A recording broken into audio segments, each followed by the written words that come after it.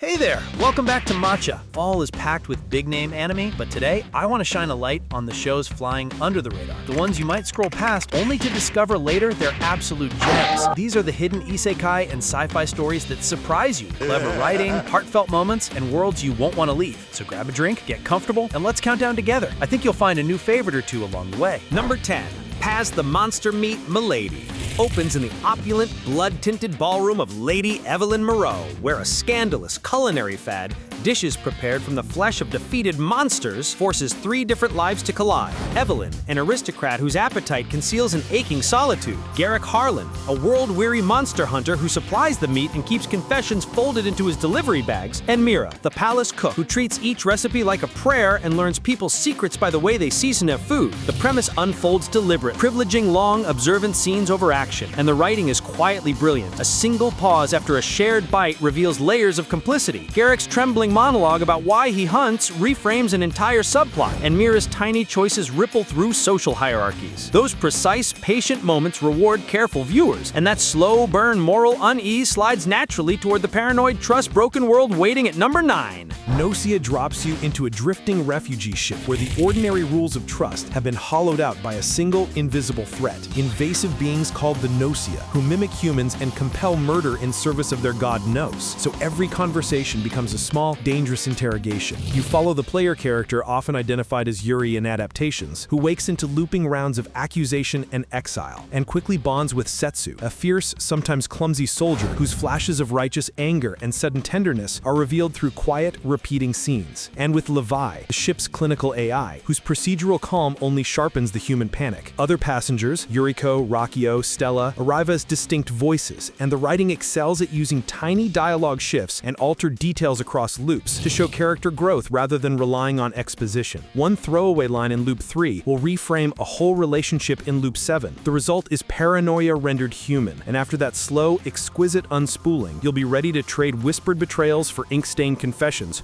waiting at number 8. Number 8. A mangaka's weirdly wonderful workplace. The series centers on Kei Tanaka, a mangaka who arrives at the studio of Tsubasa Press and is thrown together with Sora Mizuno, a hyper-analytical editor who treats storyboards like ecosystems. Emi Kuroda, the exhausted, fiercely loyal assistant whose quick fixes rescue schedules. And Hayato Jun, a veteran author whose casual aphorisms thinly veil insecurity. Each episode plays like a chap. Late-night layout debates, ending with a single panel redrawn to change a character's motive, awkward apologies over spilled coffee that ignite creative breakthroughs, and pitch meetings where a single line revision rearranges a subplot, and small victories quietly multiply. The writing is sharply observant, turning industry jargon into intimate shorthand and trusting silence as punctuation. So a lingering close-up or a hedged sentence will force you to reread earlier beats with new understanding. Those accumulative revelations bleed into the emotional extremes waiting at number 7. Some shows win you over not with scale or spectacle, but with the simple rhythm of two people bouncing off each other in perfect contrast. Inexpressive Kashiwada and Expressive Oota is a rom-com that leans entirely on opposites. Kashiwada, the boy whose face never changes no matter the situation, and Oota, who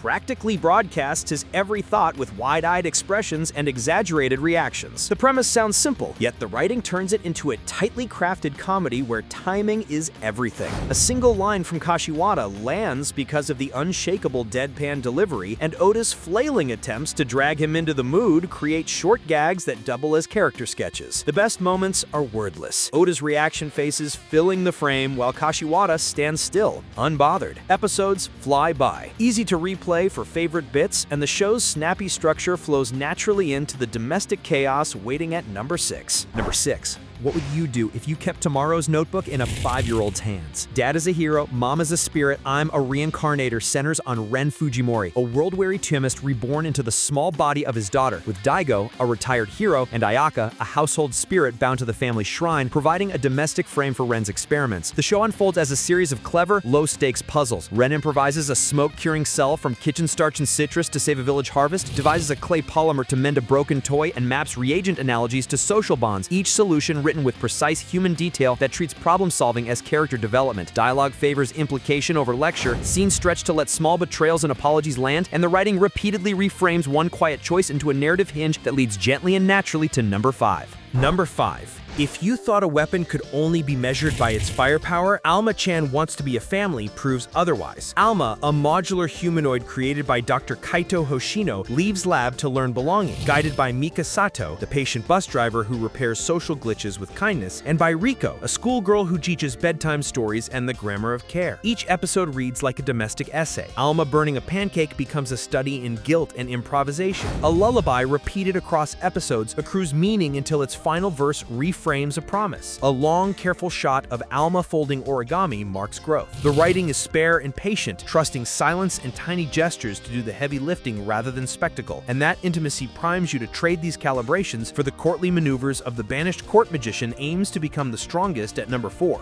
Number 4.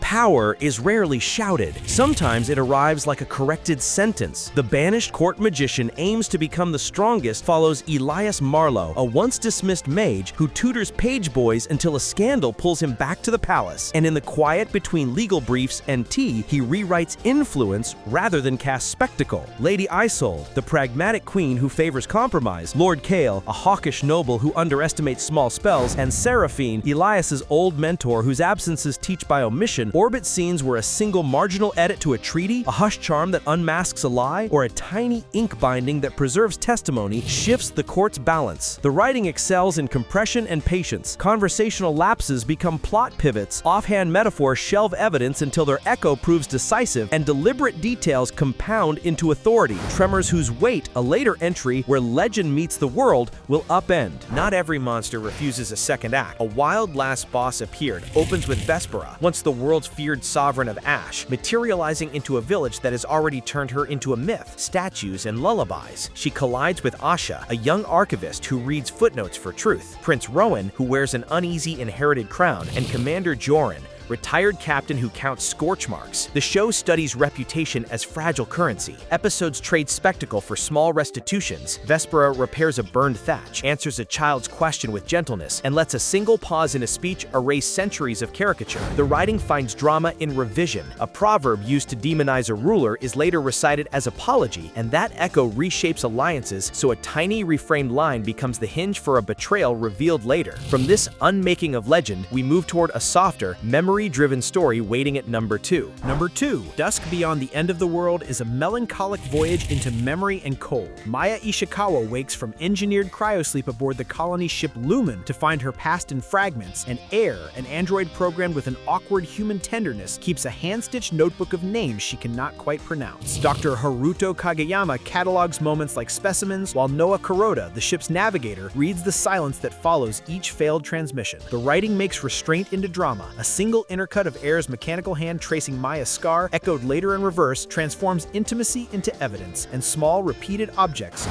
folded letter, an unlit candle, a taped photograph, accrue significance until a quiet proposal scene lands like a verdict. Dialogue favors implication and patient beats, and when the camera tilts to the ruined world below, the emotional consequence feels inevitable, setting up the louder, crowd magnet finale at number 1. Number 1. The room goes quiet when the opening riff drops, because something about these undead girls makes you expect trouble and then gives you permission to laugh. Zombieland Saga Yumeginga Paradise gathers a ragtag group of legendary undead idols, revived by the ambitious yet strangely maniacal Kotaro Tatsumi, and propels them from small stage misadventures into a film that enlarges the franchise's contradictions: comedy versus mourning, spectacle versus tenderness without flattening either. The premise threads idol performance, banded sisterhood, and a sudden, inexplicable extraterrestrial menace into a single carnival where choreography becomes resistance, where a chorus line reads like a manifesto, and where Sakura's fractured memories surface between verses to recast earlier punchlines as grief. The writing is nimble and sly. Quiet lines and rehearsal scenes mutate into moral thrusts in the finale. A throwaway banter about lipstick gains tragic context after a character's confession, and Kotaro's obsessive direction is written as both tragic flaw and comic engine. The result is a movie that uses musical timing to do emotional work, and audiences leave humming, oddly comforted and satisfied. And when the final number resolves, the credit roll breathes like a held note dissolving into the end. And that's the full countdown. From emotional slow burns to the wildest genre mashups, fall 2025 is shaping up to be one of the most surprising anime seasons in years. Hopefully you found at least one title that caught your eye, or maybe a few to binge when you want something a little different from the usual big hits. I'd love to hear which one stood out to you most, so drop your pick in the comments. I'm always curious what everyone's watching. Maybe leave a like and subscribe to make a guy happy after hours of editing. Press on that bell icon too while you're at it so you will be notified about all of my latest new videos. And as for now, I'll catch you later.